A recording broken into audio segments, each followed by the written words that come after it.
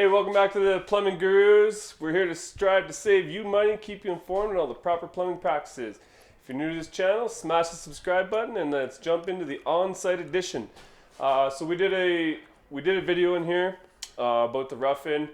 We did a couple actually. I think we did a bunch of concrete breaking. It's a commercial retail space. I don't remember exactly what it is, some sort of massage thing, I don't remember.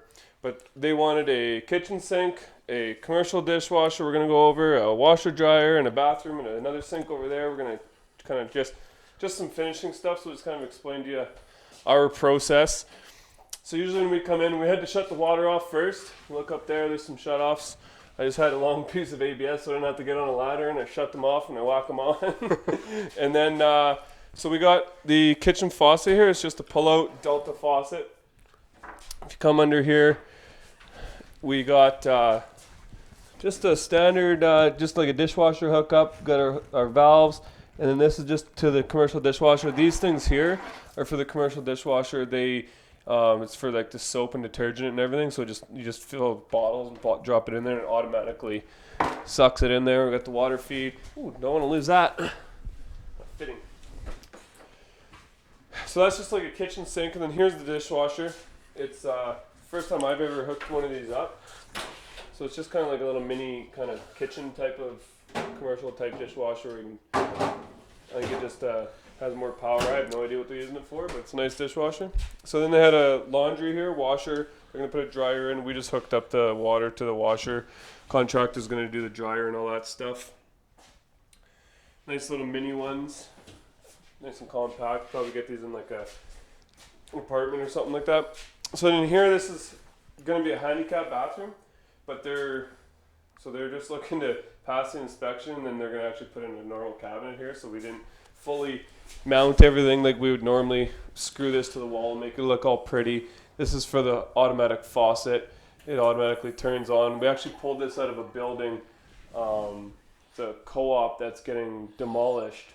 There was an old, I think it was like First Calgary Bank, like some sort of just tons of faucets in there. So we just popped it out, took this. This is actually coming out. We're going to put in a nice cabinet here, so we'll show that later.